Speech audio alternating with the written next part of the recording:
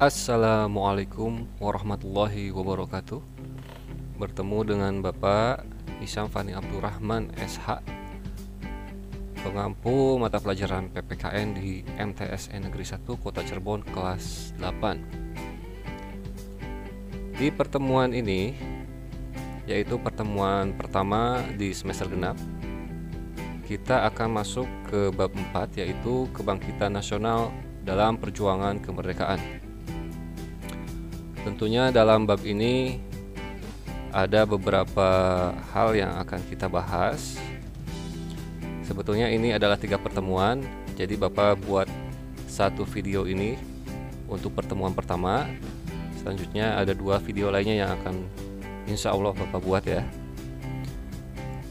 Sebelum kita mulai, mudah-mudahan kalian semua dalam keadaan sehat walafiat, meskipun kita dalam kondisi masih pembelajaran jarak jauh atau daring ya.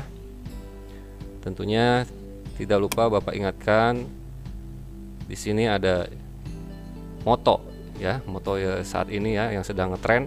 Ingat pesan ibu, yaitu 3M. Pertama, kalian harus memakai masker. Tentunya apalagi kalau keluar ya, karena virus COVID-19 masih ada di sekitar kita. Kedua, rajin-rajinlah mencuci tangan dengan sabun atau hand sanitizer. Oke, itu minimal jangan terlalu cepat kalau kalian mencuci dengan sabun. Kalian proses pencucian itu harus minimal 20 detik ya. Kemudian yang ketiga, menjaga jarak minimal 1,5 meter.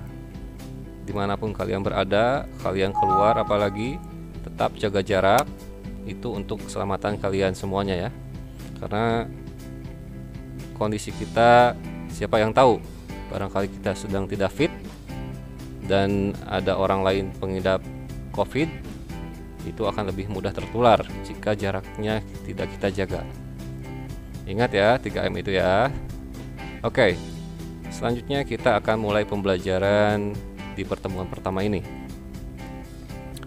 Apa yang akan kita bahas di pertemuan pertama ini? Mengenai kebangkitan nasional tahun 1908 ya. Kebangkitan nasional 1908 dalam perjuangan kemerdekaan. Di sini 3 pertemuan rencana akan kita lakukan. Pertama, makna kebangkitan nasional dalam perjuangan kemerdekaan. Nanti pertemuan kedua, arti penting kebangkitan nasional dalam perjuangan kemerdekaan. Dan pertemuan ketiga, mengenai peran tokoh kebangkitan nasional dalam perjuangan kemerdekaan nasional ya. Jika kita bicara mengenai kebangkitan, tentu ada pertanyaan besar. Kenapa sih ada kebangkitan nasional? Mungkin dulunya kita tertidur ya. Ya itulah. Tertidurnya kenapa? Bangkitnya kenapa? Nah, di sini akan kita bahas ya. Tujuan pembelajaran pertemuan kali ini, yang pertama, mensyukuri nilai dan semangat kebangkitan nasional 1908 dalam perjuangan kemerdekaan Indonesia. Yang kedua, bertanggung jawab terhadap makna dan arti penting kebangkitan nasional 1908 dalam perjuangan kemerdekaan Republik Indonesia. Yang ketiga, memprediksi makna dan arti penting kebangkitan nasional 1908 dalam perjuangan kemerdekaan. Dan yang terakhir, menyaji hasil penalaran tentang peran kejuangan tokoh kebangkitan nasional 1908 dalam perjuangan kemerdekaan. Ini adalah tujuan pembelajaran untuk bab 4 ya. Tentunya kita akan potong sampai ke sini.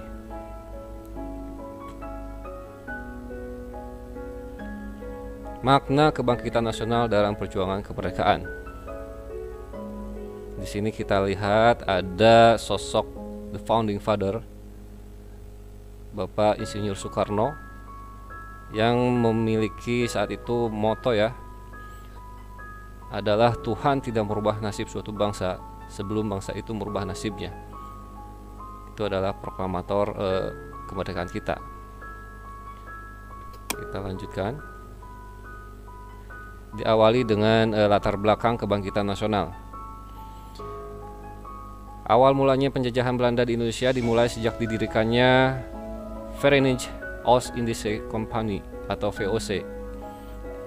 Ini sekitar tanggal 20 Maret 1602. Jadi Belanda sudah hadir di Indonesia yang saat itu namanya Hindia ya.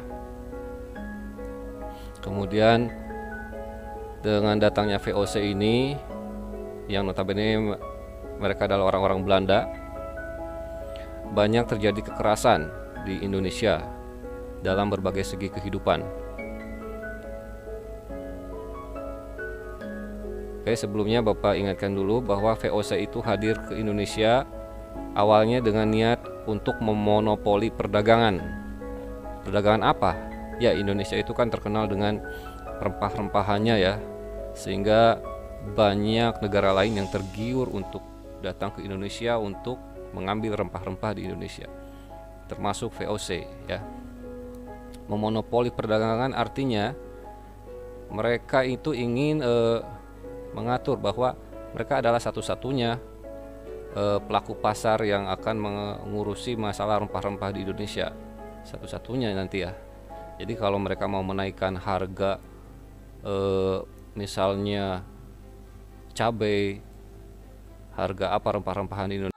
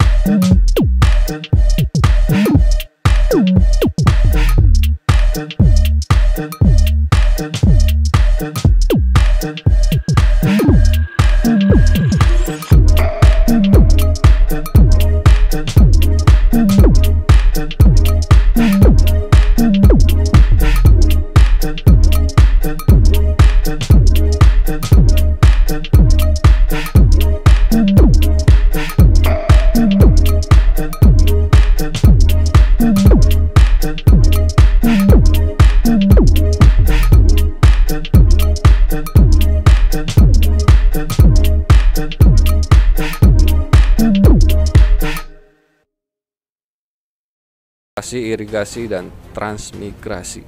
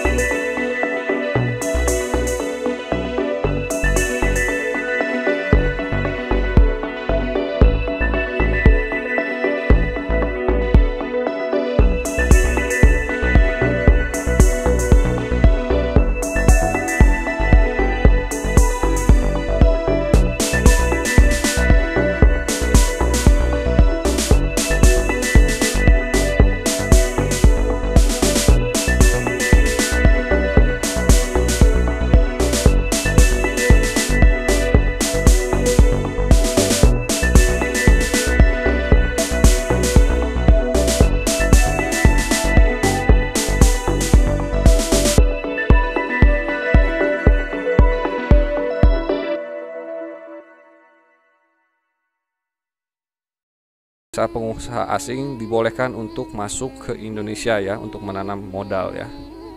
Itu dikenal dengan politik pintu terbuka. Tentunya kebijakan ini menimbulkan dampak bagi warga Indonesia ya.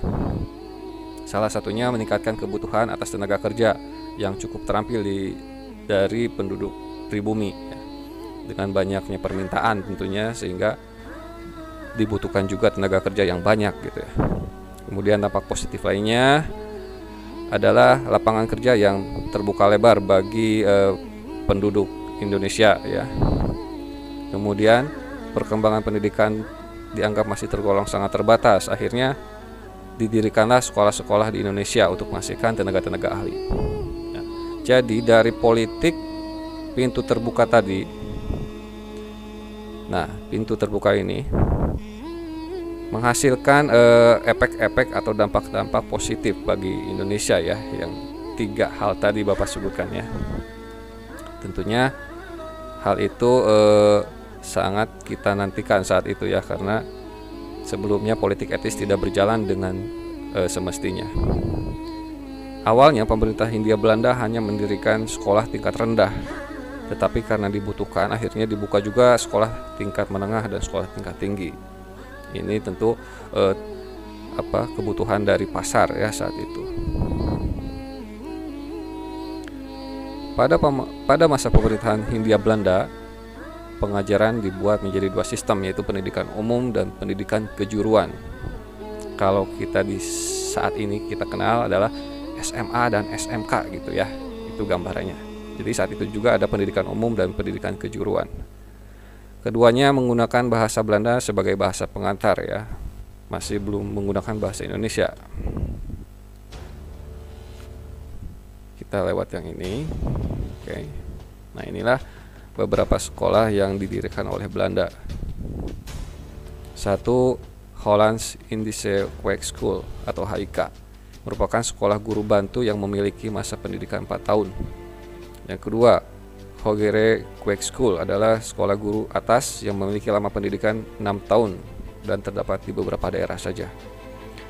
Yang ketiga, Osvia Opleiding School for Inlandse Ambtenaren, merupakan sekolah untuk calon pegawai pemerintah atau pamong atau dari pribumi. Maksudnya ini untuk calon-calon pegawai negeri gitulah kalau sekarang ya.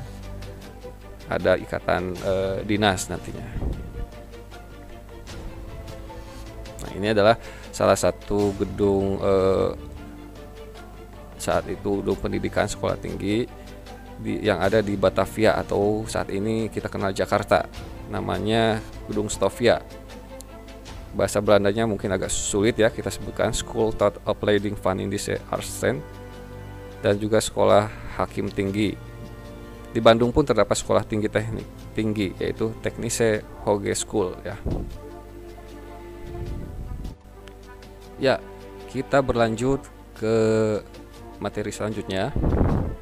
Jadi dengan adanya sekolah-sekolah tinggi itu kemudian muncullah tokoh-tokoh pendidikan di Indonesia ya, yang akhirnya nanti akan mendirikan beberapa organisasi ya. Di sini judulnya adalah Budi Utomo dan organisasi pergerakan lainnya. Oke, yang pertama Budi Utomo. Berdiri pada 20 Mei 1908. Bernama Budi Utomo atas inisiatif Dr. Wahidin Sudirohusodo. Tujuannya adalah memajukan derajat bangsa tentunya. Tokoh dari organisasi ini antara lain Sutomo sebagai ketua, M. Sulaiman sebagai sekretaris 1, Suwarno sebagai sekretaris 2, M. Gunawan sebagai bendahara, dan R. Angkasa sebagai komisaris. Pihak lain juga Pihak lain juga turut aktif dalam kegiatan Budi Utomo adalah M. Suwarno dan Muhammad Saleh yang merupakan mahasiswa Sekolah Dokter Pribumi atau Stovia ya. Budi Utomo berasal dari istilah budi yang berarti perangai atau tabiat atau bahasa yang kita kenal sifat ya.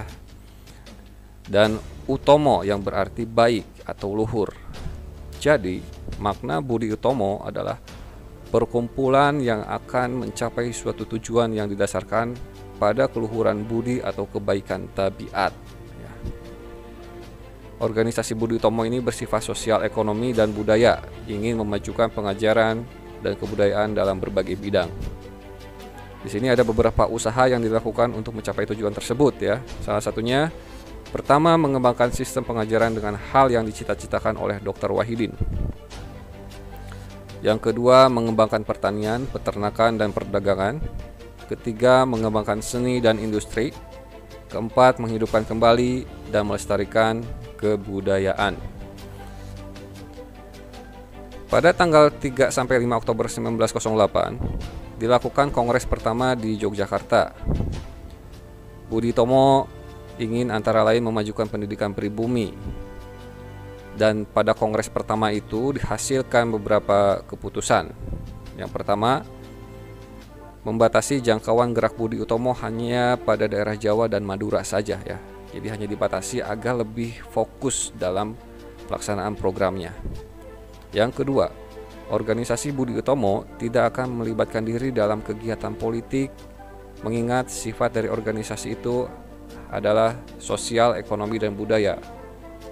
Hal ini mengakibatkan Cipto Mangunkusumo mengundurkan diri dari keanggotaan organisasi Budi Utomo karena mungkin Cipto Mangunkusumo ini memiliki keinginan yang lebih dalam bidang politik ya. Kemudian Budi Utomo akhirnya suatu hari melibatkan diri dalam kegiatan politik sejak tahun 1915. Saat itu ditunjuklah Jio